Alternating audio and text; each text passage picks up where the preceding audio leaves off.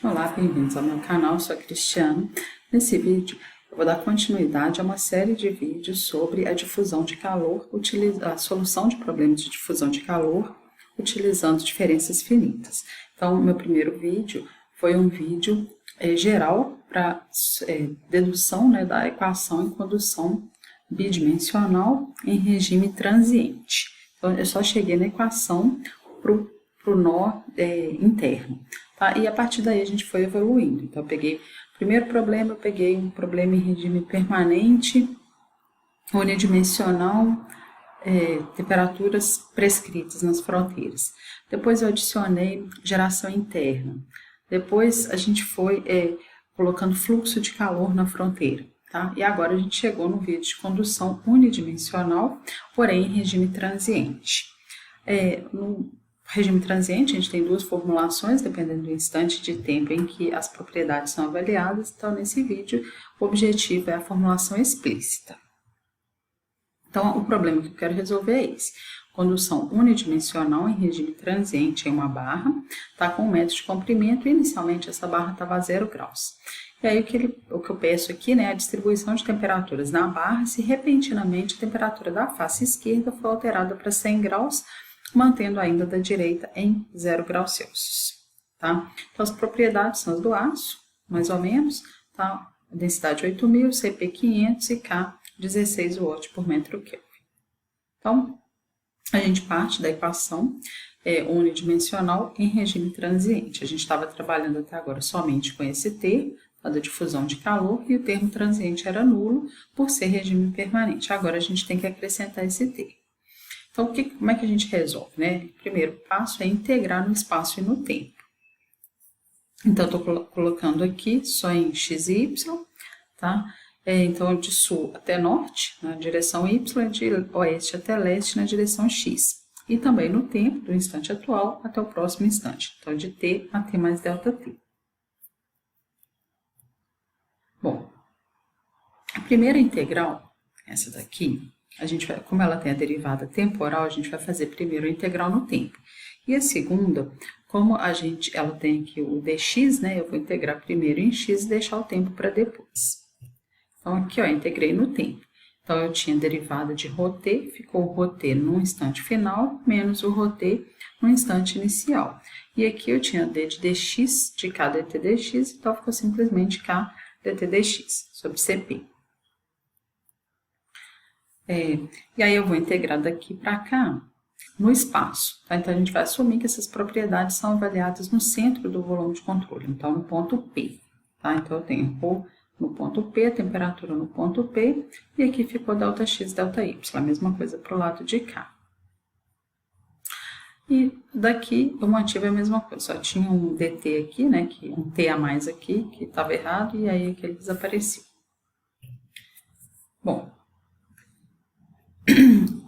como eu tenho ΔY dos dois lados, eu posso simplesmente desaparecer com ele, tá? E aí eu vou integrar no tempo aqui. Tá? Então, a integral de dt disso tudo aqui. A gente assume que é constante no intervalo de tempo, e estou trabalhando em um tempo θ, indeterminado, que pode ser o instante atual, pode ser o instante posterior, ou pode ser um intervalo entre esses dois, ou uma média entre esses dois instantes de tempo, tá? Que a gente vai chamar de θ. Então, na formulação explícita, o θ é igual a zero, ou seja, eu avalio as propriedades ou as derivadas no instante de tempo anterior. Tá? Então, aqui, ó, no lugar de θ, a gente coloca zero. Então, K sobre Cp dt dx na face leste no instante anterior, menos K sobre Cp dt dx na face oeste no instante anterior, multiplicado pelo ΔT. Então, só repetir aí. O que a gente precisa fazer agora? Avaliar essas derivadas. Tá? Então, eu tenho que avaliar o dt dx na face leste e na face oeste. Então, vou pegar o meu volume de controle, P.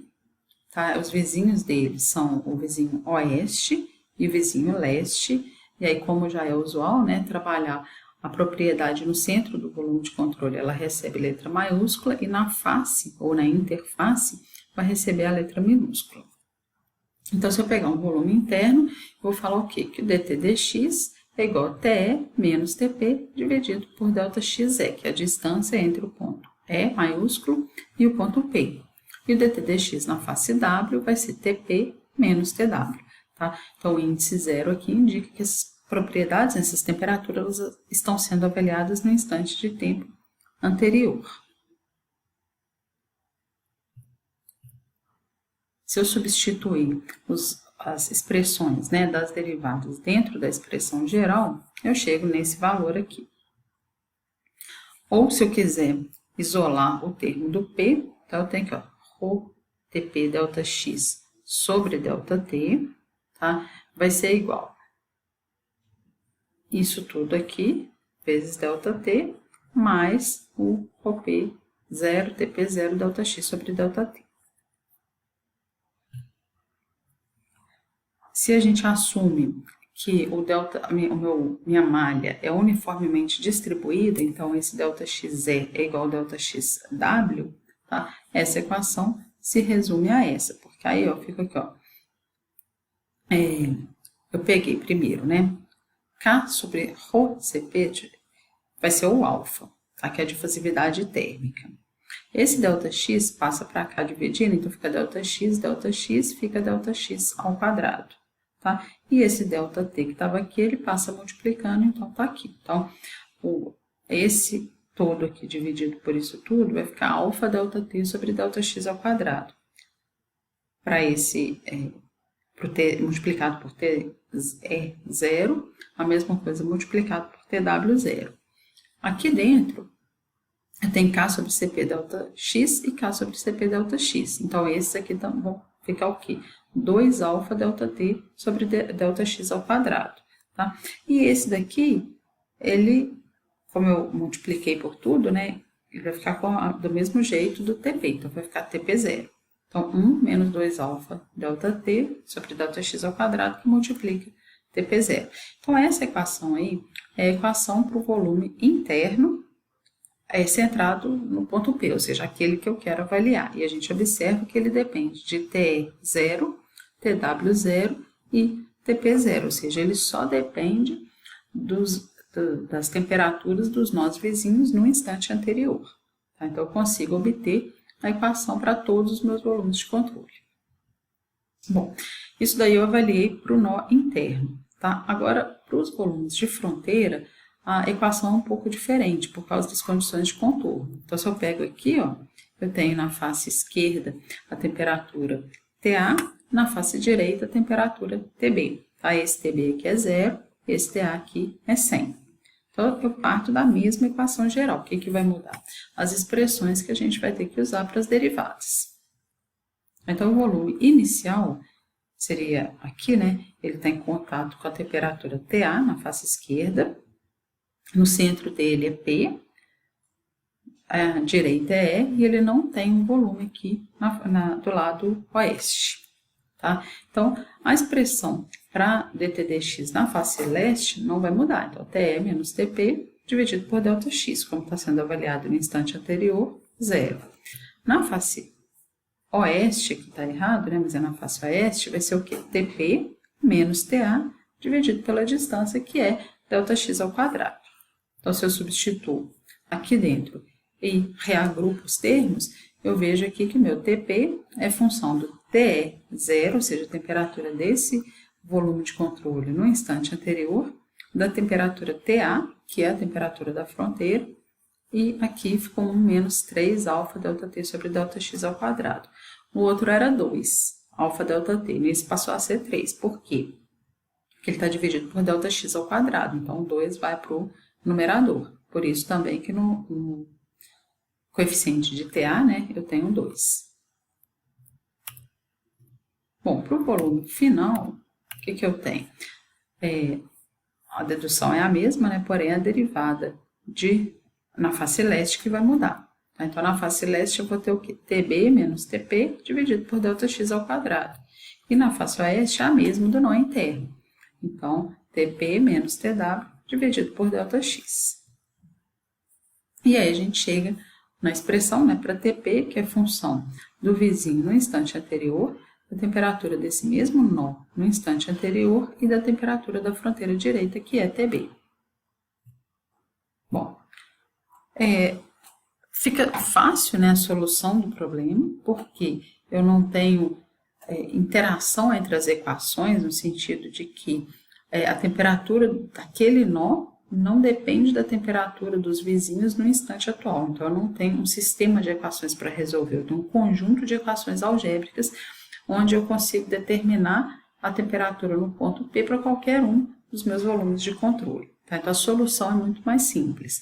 Ela tem o limitador, né, ou a desvantagem de ser limitada pela estabilidade. Então, não é para qualquer intervalo de tempo que eu simular isso daí que ela vai gerar uma solução correta, né, estável.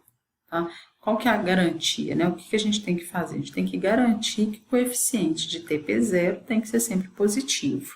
Tá? Então, no caso, eu tinha essas três equações. Para os nós internos, para o primeiro nó e para o último nó. Então, isso aqui tem que ser maior do que zero, ou isso aqui, ou isso daqui. Na verdade, o que a gente tem que fazer é garantir que todos eles têm que ser positivos. Tá? Então, a gente vai definir um valor de ΔT para garantir que isso seja sempre positivo. Tá?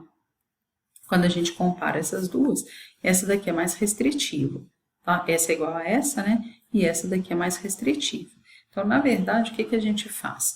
Ó, o alfa é uma propriedade, tá? Então não tem como mexer.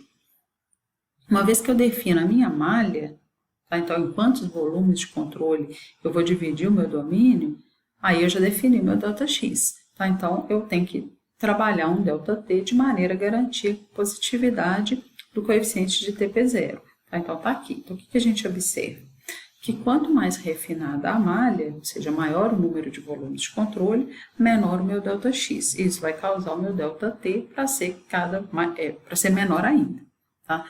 Então, para malhas mais refinadas, isso aqui acaba se tornando proibitivo, ou pode se tornar proibitivo. Tá. Então, qual que foi o procedimento? A gente já encontrou todas as expressões, agora é simular. Quando a gente simula, é importante a gente tentar validar esses resultados, tá? Então, comparar com alguma coisa. Então, eu tenho a solução analítica para regime permanente. Então, o que a gente pode fazer? Comparar a solução que a gente obteve após o meu problema entrar em regime permanente com a solução analítica. Então, é importante a gente deduzir essa expressão, tá? Para regime permanente, então, eu não vou ter aqui o termo transiente, tá? Então, eu tenho uma equação diferencial parcial simples. Segunda ordem, né? Então, d2t dx2 é igual a zero. A derivada de segunda ordem é zero, então a derivada de primeira ordem é uma constante e a função é uma reta. Tá? Então, a equação que governa é essa daí, t igual a c1x mais c2. Então, eu tenho que aplicar as minhas condições de contorno. Então, na face esquerda, a temperatura é TA, na face direita, a temperatura é TB. Se eu jogar essas duas temperaturas aqui, eu acho essa expressão para o meu perfil de temperaturas. E aí eu vou comparar a minha solução numérica com a solução analítica. Então, fiz algumas simulações. Então, o primeiro caso que eu rodei foi dividir o meu volume em 10 volumes de controle, tá? O meu domínio em 10 volumes de controle. Trabalhei com um DT de 800 segundos e um número máximo de iterações de 300, tá? Por que eu escolhi esse valor? Bom, pela minha solução A, para obedecer ao critério de positividade do coeficiente de TP0, a gente via que o DT máximo para esse problema era 833 segundos. Tá? Então, eu peguei um número inteiro próximo, 800, número redondinho. Tá? E aí eu simulei e obtive esse perfil de temperaturas. Aqui está em função de x, tá? E a temperatura vai entre 0 e 100. Então, essa aqui é a solução em regime permanente. Quando eu comparo graficamente, né, a solução em regime permanente com a solução analítica, a gente percebe que as curvas se sobrepõem. Tá? Então, como é uma reta, é natural que a solução vá convergir mesmo para o valor correto. Tá? Então, bateu bonitinho. Esse outro gráfico que eu fiz, eu mostrei, tá, para cada um desses intervalos aqui como estava a distribuição de temperatura. Então, no instante inicial tudo a zero, instante não, né? Depois de 800 segundos veio para cá, 1600, ela foi se aproximando da solução analítica, tá? Da solução reta, que é a solução para regime permanente. Esse outro gráfico, o que ele está mostrando?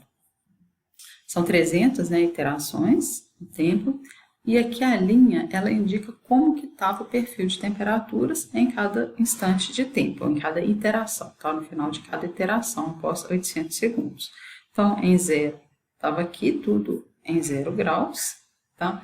E a gente percebe que a temperatura vai se aproximando, né? No começo tinha uma parte bem maior, temperaturas mais baixas, mas à medida que foi passando o tempo, né? Ou seja, a gente foi caminhando no número de iterações, ele se aproximou e chegou no regime permanente, onde aqui é uma distribuição linear de temperaturas. Bom, aqui eu trabalhei com 10 volumes de controle. Aí eu peguei 30 volumes de controle, ou seja, resolvi refinar a minha malha. Mas eu mantive as outras variáveis constantes, tá? Então, o DT 800 e a temperatura máxima de 30. Só que nesse caso, como eu mudei a malha, eu diminuí o meu ΔX, o meu ΔT máximo, ele também diminuiu. Ele passou para 92,6 segundos. Tá? Eu mantive em 800 justamente para a gente avaliar o que aconteceria, né, se eu não obedecesse ao critério de estabilidade. Então, a gente observa que ele não convergiu. Tá? Está aparecendo aqui, né, que a solução analítica é horizontal, mas é porque, na verdade, a temperatura está na ordem aqui de 10 elevado a 306. Então, na escala, ele fica realmente horizontal. Tá? E a gente observa que a temperatura ela ia oscilando ali, né, em valores muito grandes, tanto positivos como negativos. Então, se eu plotasse a temperatura, tá, ficava essa coisa maluca aqui. Então, 10 elevado a 306 também.